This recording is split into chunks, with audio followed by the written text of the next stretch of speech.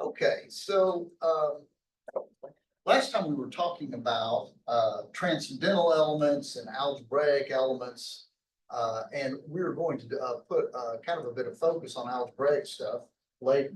But here's an important thing about transcendental elements. I just really dig this theory.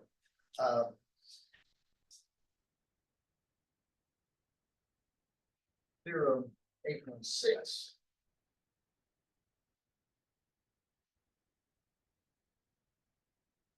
So computer fields and U and F is transcendental of K.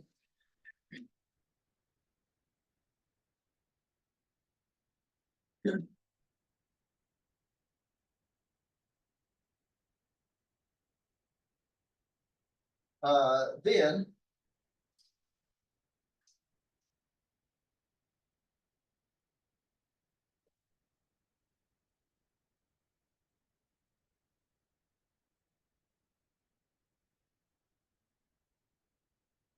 the KU is isomorphic rational functions in K variable X.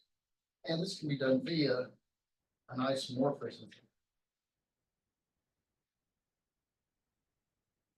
That is the identity on the K.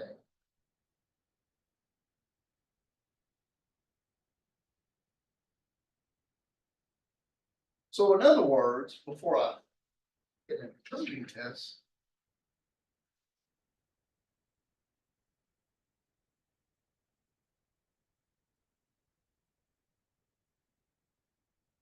so in particular, if I take the real number pi and the real number e, I join these to Q, these are isomorphic as fields. Because in fact, they're both isomorphic to fraction functions in the variable X. So let's prove this. If well, we need to say an element of KX.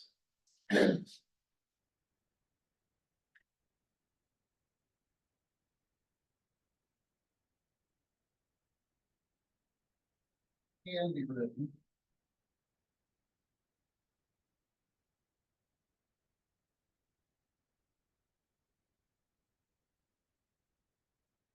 F(x) over Q(x).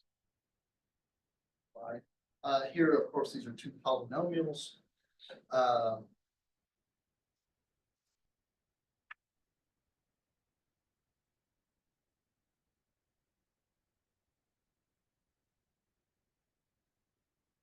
And the direction of 0. So this is, of course, the form that any rational function takes. And in fact, you can go a little bit further than that in the following way. Any non-zero element of K of X can be written uniquely in this form. By the way, how can I enforce uniqueness? What would I need about the polynomials F of G? Right. So because of the fact that KX is a unique factorization domain, I can just cancel out the primes that are common. So now F of X over G of X, they have GCD1. And to really enforce uniqueness, I can now demand that F of X and G of X both be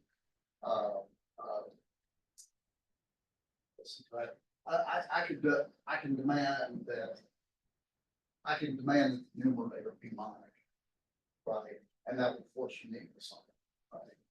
So anyway, but I don't think that's going to matter so much here. So a typical element can be written as a fraction of two polynomials, and I'm going to consider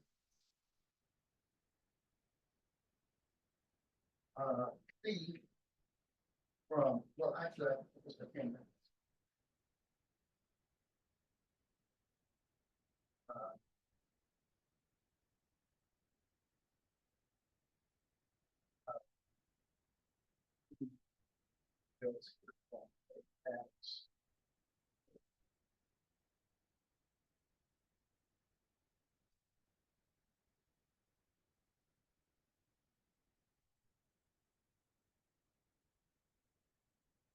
Um, so let me say a couple of things about this. Really, if I'm super careful, but I shouldn't say this in front of my 3190 students and still here because I might skip over a little bit, so you don't get away with this. But the first thing that we will really probably have to worry about is well defined because there are usually many ways to write that. Well, I just made a remark that as long as this is a non-zero fraction, what I can do is I can reduce the two polynomials and I can force the numerator to be monic, right? As long as it's not zero. And then I don't have to worry as much about it. And of course, you could just directly assume that f of x over g of x is the same as f1x over g1x, and then show that f of u over g of u. This is just evaluation of rational. So I'll skip over the well defined this. Now, if you look at this right here, this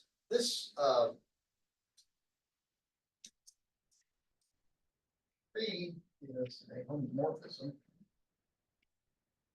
of fields. Because phi of f of x over g of x plus f1x g1x is phi of f of x g1 of x plus f1 of x g of x over g of x g1 of x. Well, now we've got it in that practical form, so plug in u.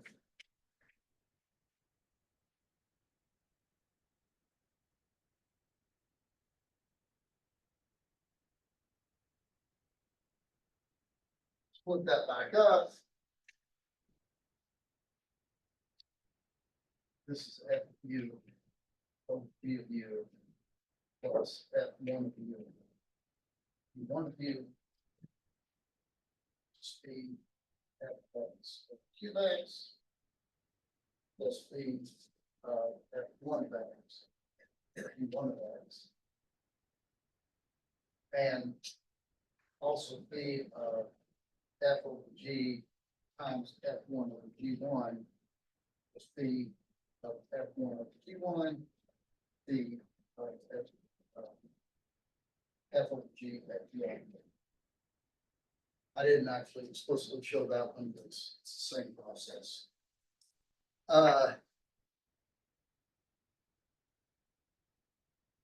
Now, let me note a couple of things also. Of course, the first thing that, and I probably should have covered this before the homomorphism thing, really.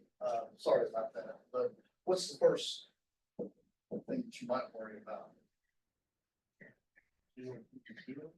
That's right.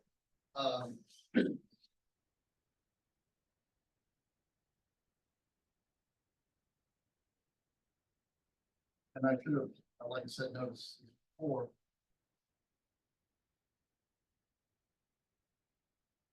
This is where we use the fact that G is transcendental.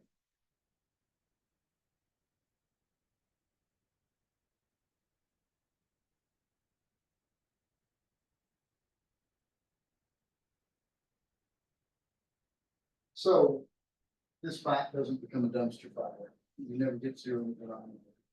The transcendence of U. Notice that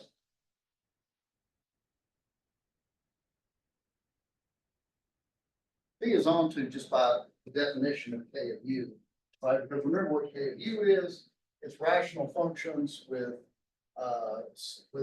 plugging in for U as long as the denominator doesn't equal zero, which in the case of U being transcendental never happens, right?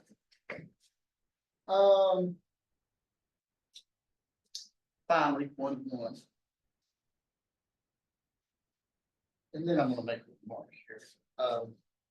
It also needs one-to-one, sort of.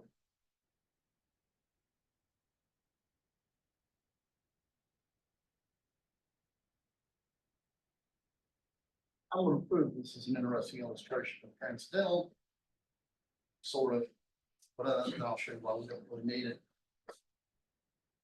So let f of x over g of x be in the kernel of the. Right?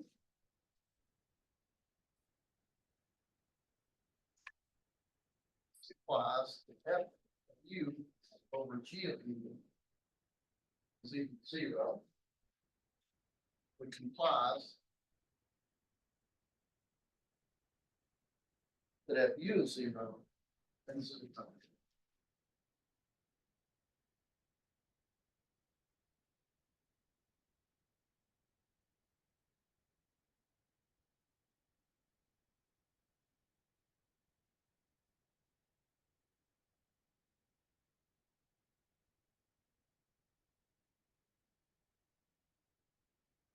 Now, somebody told me why I didn't really need that last step where I proved this one. What do you make the following observation?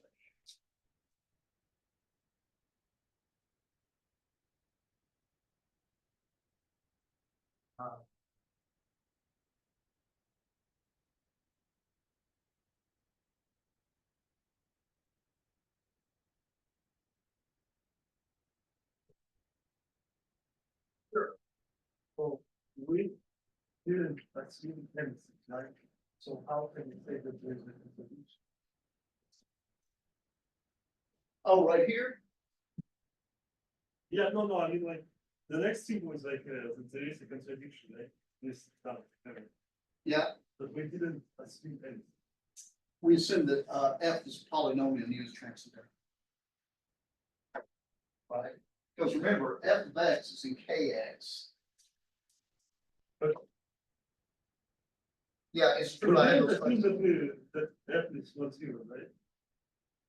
I mean, if f is just zero. then- Oh. like, You're right. I take that back. I'm being sloppy.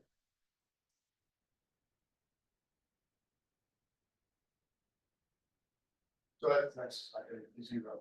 And but it get carried away. I'm not really thinking about what I'm doing. That's right. So that's so the kernel. Does that Yes. I righted the ship? Okay. Yeah, because it was just something that you Yeah, can tell us some. That's right. There was actually a click in my brain, so yeah, stop drinking beer out of the one cans. So here, suppose we have a homomorphism of fields.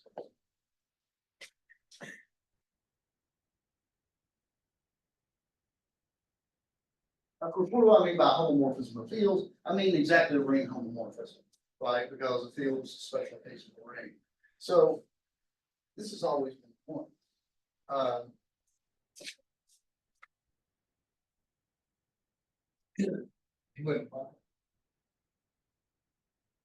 Curve phi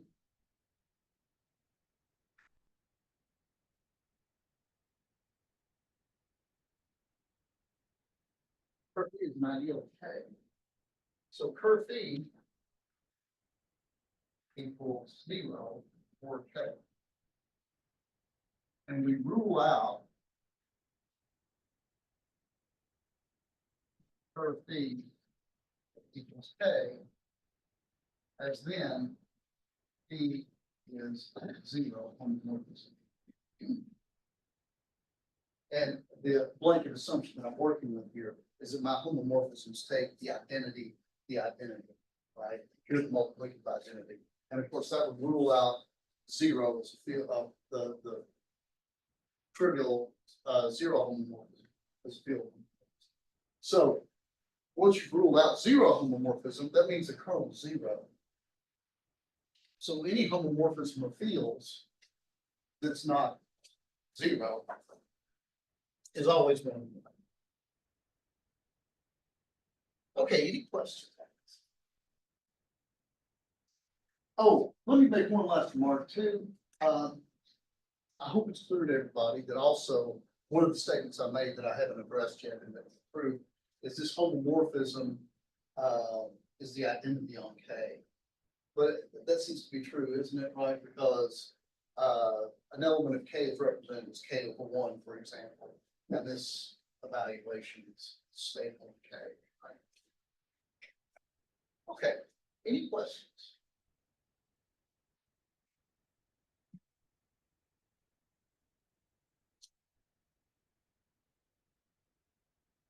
Okay,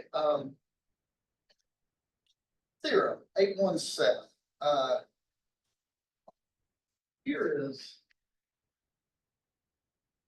a nice list of cool stuff about algebraic elements and extensions. Let K inside F be fields, and U in F algebraic over K. So U is an element of an extension field of K that's algebraic. Number A, K U is isomorphic, K squared bracket.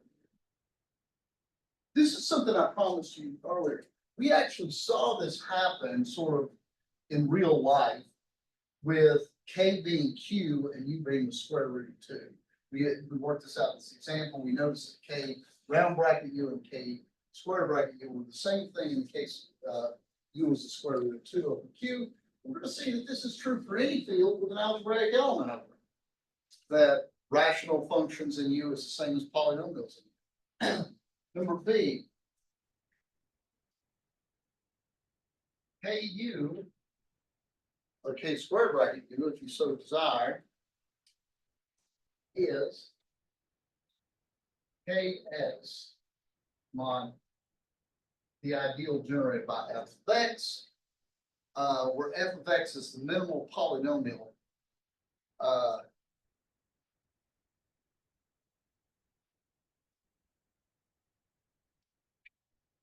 Where f of x is the minimal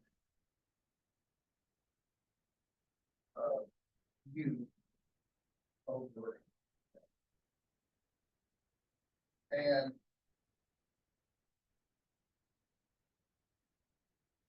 I should probably add, but f of x, the minimal irreducible polynomial for u over. So f is the smallest degree polynomial that you can get. Okay. So this is cool, right? This is a kind of an easy way to characterize it. The degree of the extension KU over K is equal to N. The degree of that extension is actually finite. And it's equal to the degree of the polynomial. Every element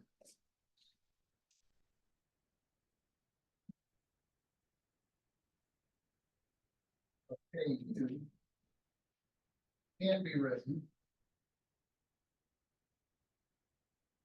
uniquely in only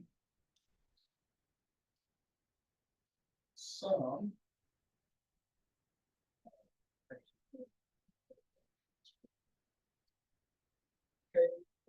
K0 plus K1 U plus Kn minus 1 for N is the degree that does, and Ki.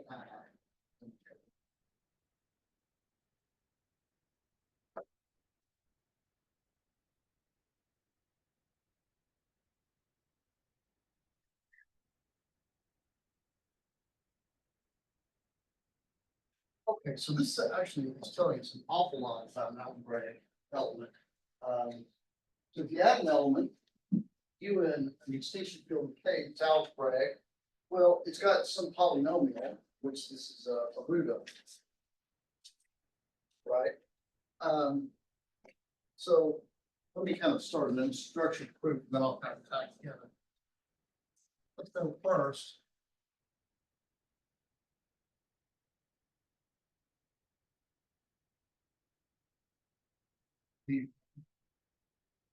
Well, actually, let me point out that let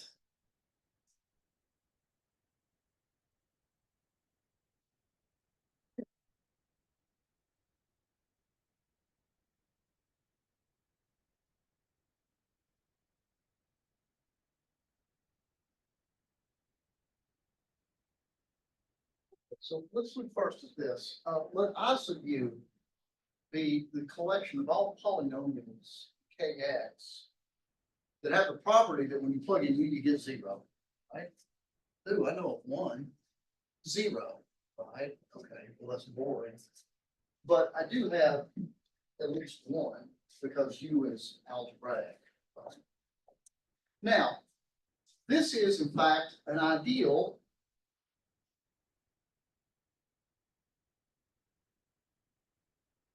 in kx. Right? Let me talk you through this. Notice if G and H both have the property that when you plug in U and zero, then so does G plus H because it's pointwise addition. And if G of X has U as a root, then any multiple of G of X has U as a root, right? So this is an ideal, right? What do you know about K of X? It's principal ideal domain, right?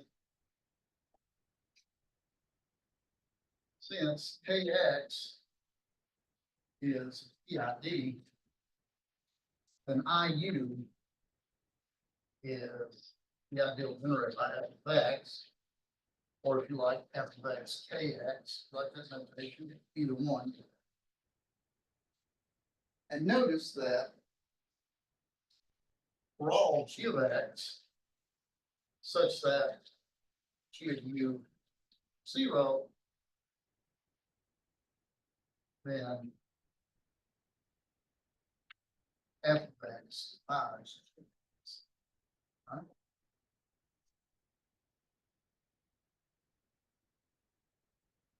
I now claim that f of x is in fact prime. You might tell me why?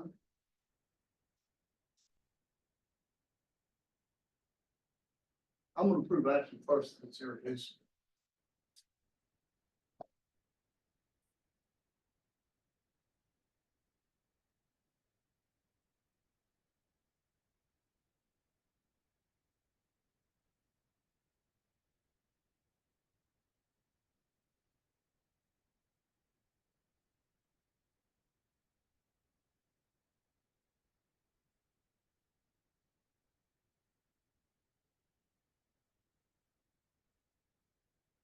Notice that you can break f of x down. You can factor it into two polynomials.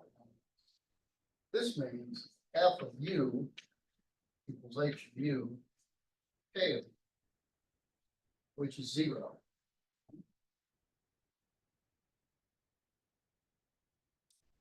So h of u or k of u is 0. Let's say without loss of generality, h of u is 0.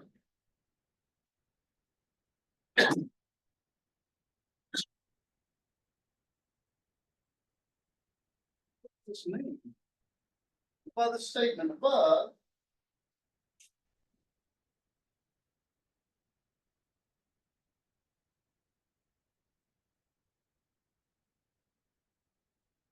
because f of x has to divide every polynomial that has u as a root, right?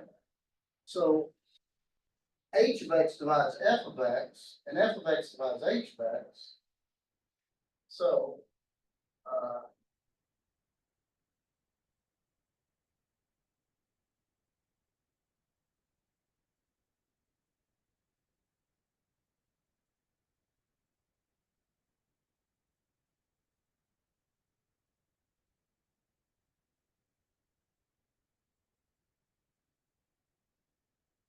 That is these very binomial field, right? It's not zero. So in other words, if they're both monic, they have to be equal, right?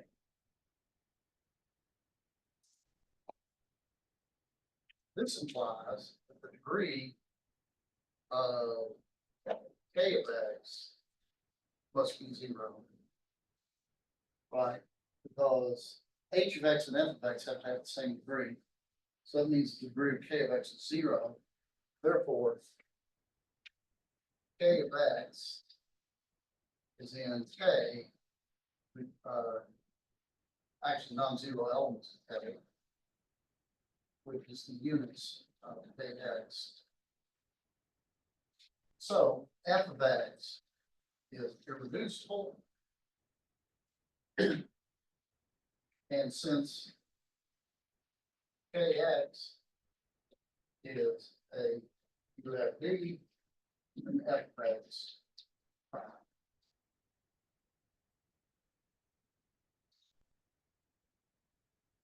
In other words, what we've got here is if we've got this algebraic element u, we found out that there is a smallest polynomial for which, well, let me reiterate, a smallest non-zero polynomial for which u is a root of, right, that has u as a root, and this f of x must be prime. Everybody okay with that?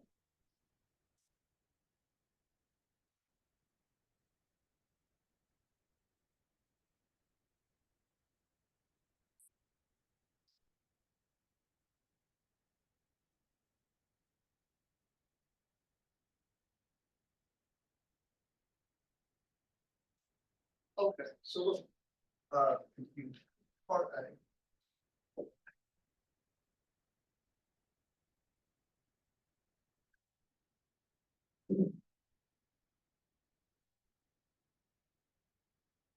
In fact, we can show, actually, what I'm showing here is an equality here, like so.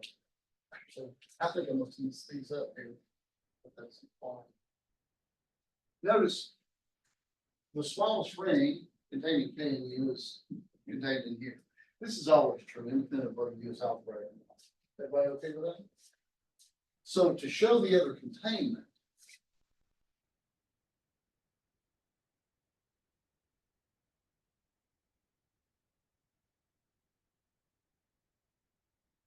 it suffices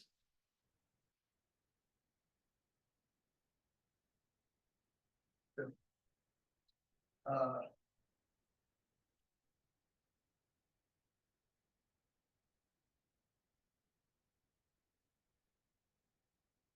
Ku is the smallest ring that contains K and U inverse. I'm sorry, K and U.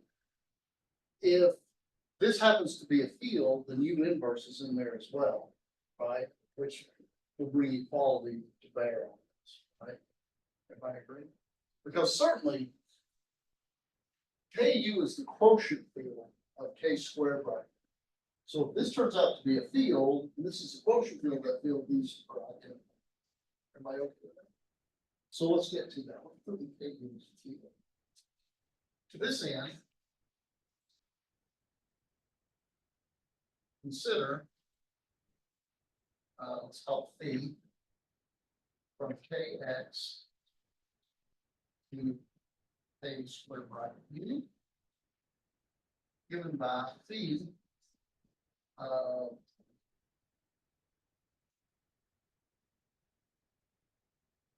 remember your math class, what should this be?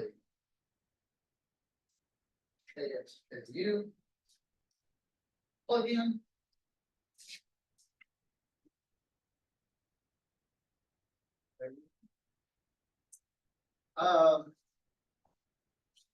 Phi is a homomorphism. I'll let you check that, but I mean, really, all you're doing is you're evaluating polynomials, right? So it's a homomorphism. And is, I hate using this word, but I'm going to anyway, it's clearly onto. Right, because by definition, everything in here is sort of polynomial u, just whatever, however you want to write that, there's a fairly obvious reason by replacing all the u with x.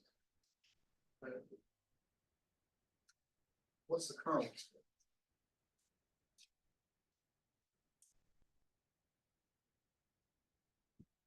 This set of kx in half of kx such that p of kx, which is ku, zero.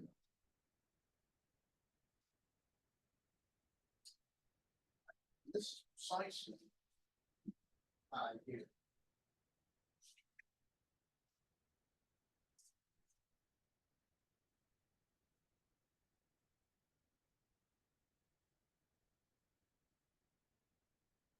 So by the first isomorphism theorem,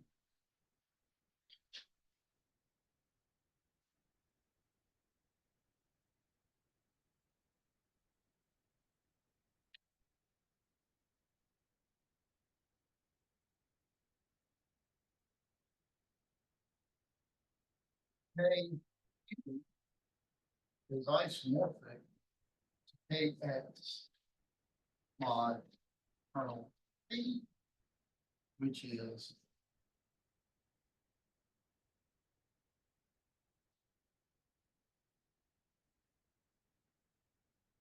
now, what do we know about f of x?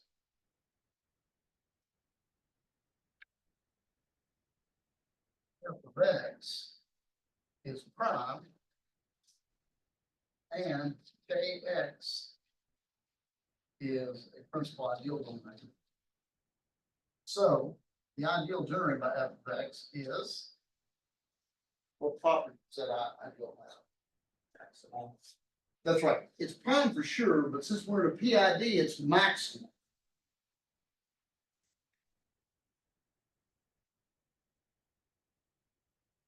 So this is a field.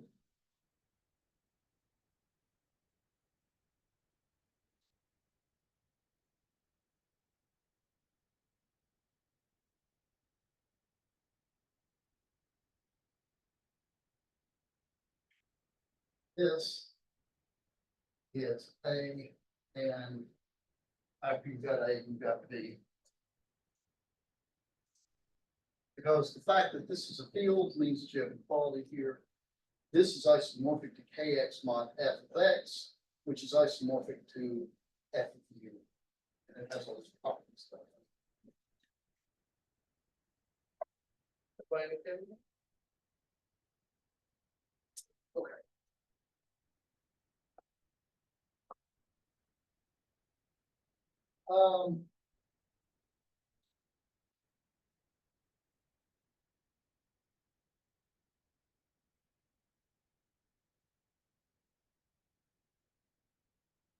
Let me point out also that if we have D, then we have C.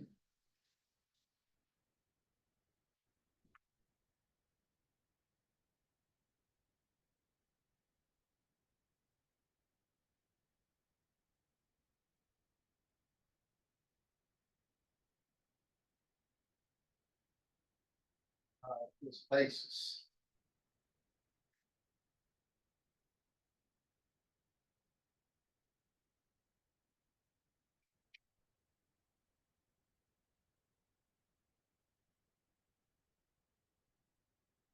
If D holds, the claim in D is every element of K can be uniquely written in this form. That's equivalent to saying that the elements one, U squared all the way up to UVN minus one form a basis.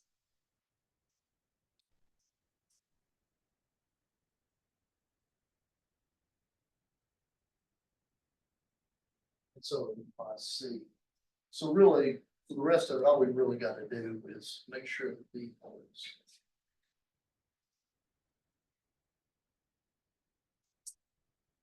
So proof of D by part A, any element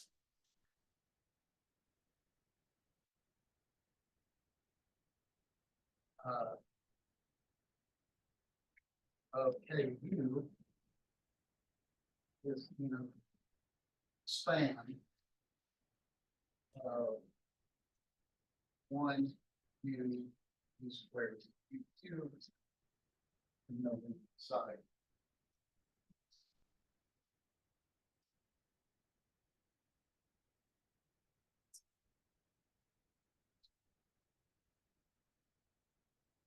So what we want to do is, so we know that all the powers of u, here's the fact these two are equal. Certainly everything in KU can be spanned by powers of u, including zero power. So that also holds true for K, round bracket here. So what we want to do here is show that we can span everything with just the first n powers, including the zero power. And also,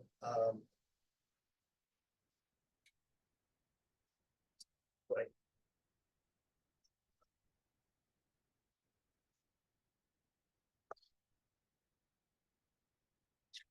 So claim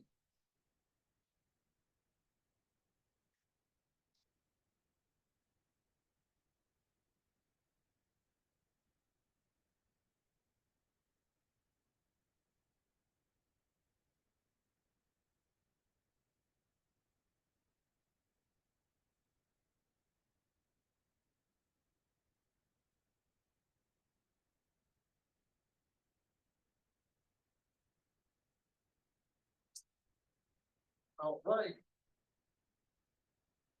f of x as a0 plus a1x plus a. And actually, let's do this.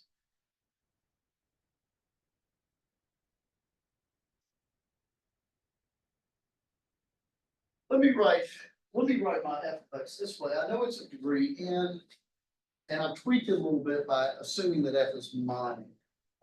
Tell me why there's no loss of generality of that.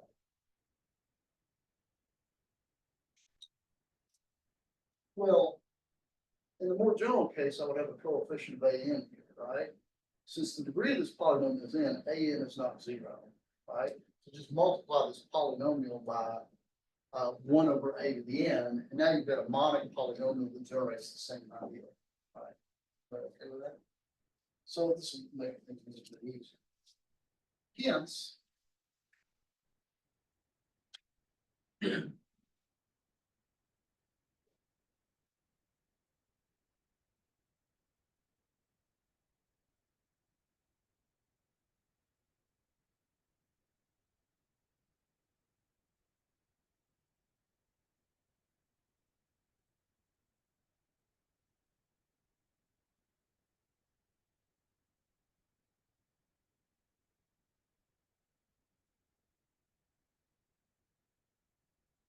notice the UN is in the span of first and last one, right? If I agree.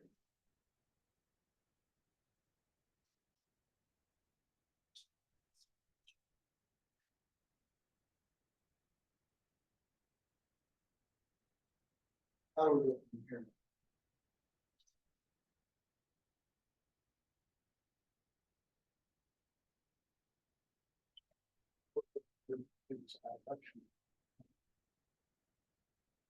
Inductive hypothesis. And with my hands down. Sorry, I talked 3190 this morning. Inductive hypothesis, for some m greater than or equal to n, u to the m is in a span of 1 u un minus 1. Okay. Now consider, so this means that um is, let's say, k0 plus k1 u plus kn minus 1.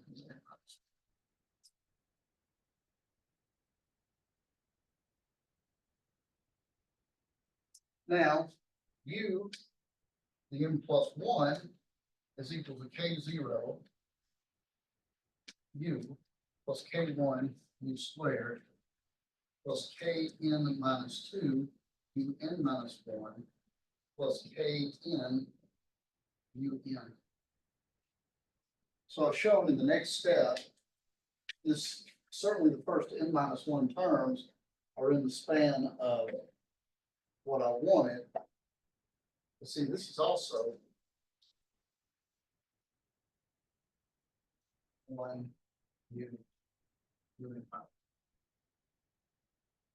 In fact, you can forcibly plug this in right here to see this, right? So since this is in the span of this, and this is in the span of this.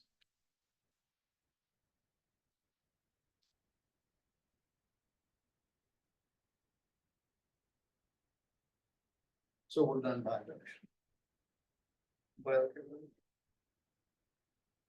so in my quest to prove part D, let's see what we have. I'm showing that one u up to un minus one's basis. I've shown that these span it, so I've got this part of the statement. Every element of k of u can be written in this form.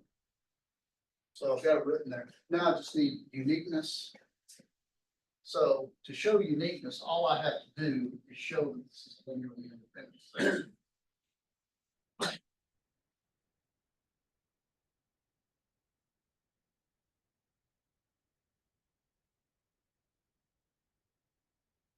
Don't have to show.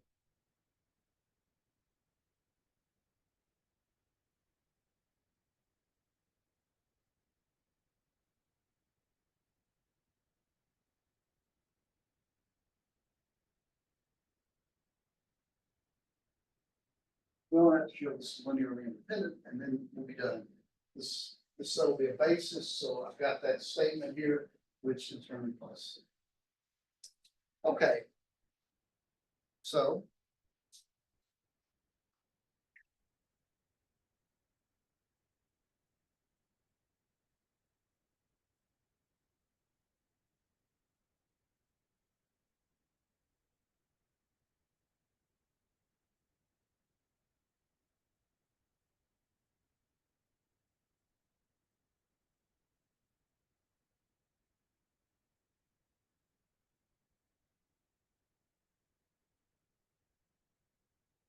Assume that we have that linear dependence relation. What does this mean?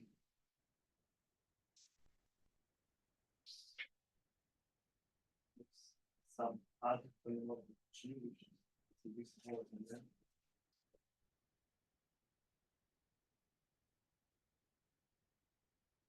If we find that b0 plus b1 x squared with b n minus 1 x n minus 1 and take x 2 is 3.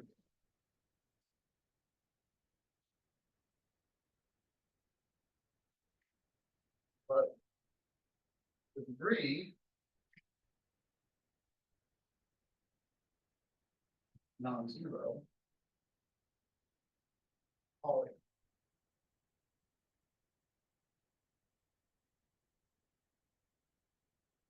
is less than or equal to n minus 1,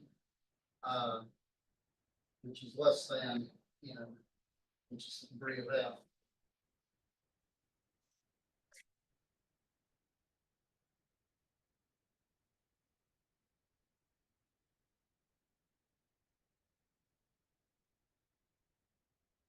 Hence, f is minimal. This is 0, which implies vi 0 all I. So the set is linearly independent, and this includes proof. Okay.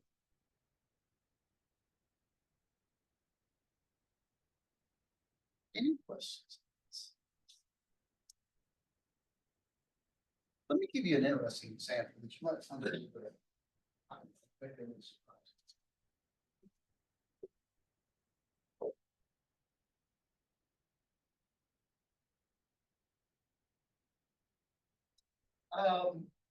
Let's consider the following polynomial fractions.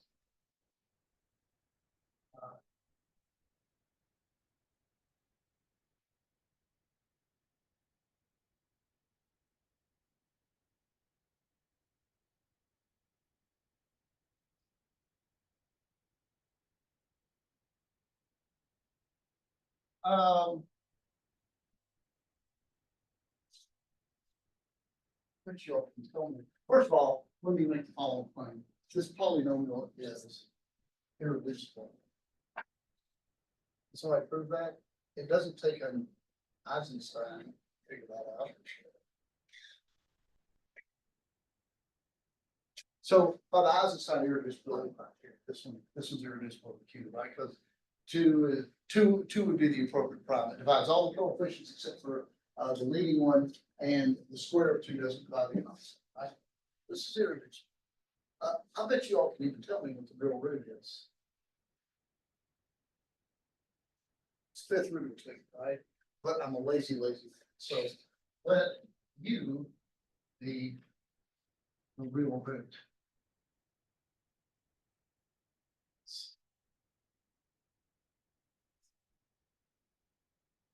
By the way, I did kind of use the word "the" there.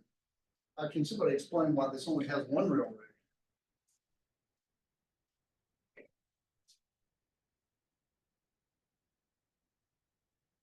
Not into the focus range.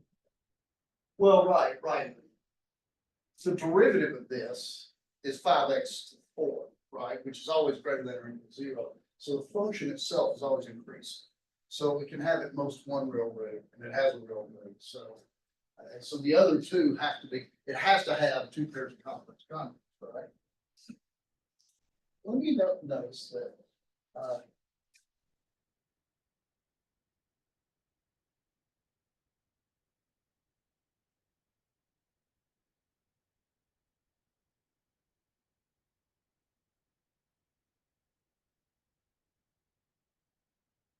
that's the previous result, right?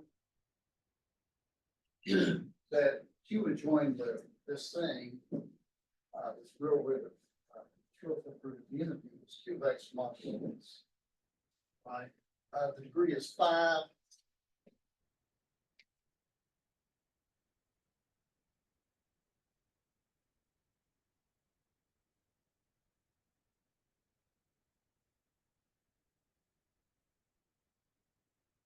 But notice, yeah, let's say this guy is one of the non-real roots.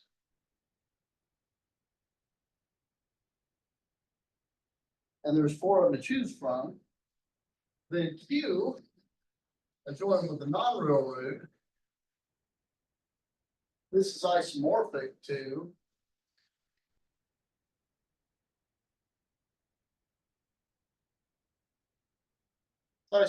this as well.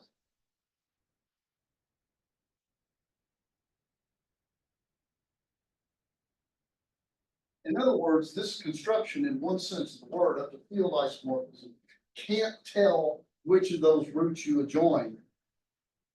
Because take all 5 of those roots, 4 of which are complex and not real, Q adjoin with any of those roots, they're all isomorphic. And you might find that a little bit surprising, because the first one we chose is contained in the real numbers, right? But none of the other ones are. So basically, there's 5 isomorphic copies of this obtained by adjoining the 5 different roots in the unity. And the construction this far basically can't tell reals from not reals, right? It sees all of these 5 as isomorphic, even though one of them sits completely inside of the reals and the other ones don't. What we've done so far can't tell us. Okay, any questions? Any questions? So, all right, well, you all have a good one, and we will see you on Wednesday. Wait a minute, Friday.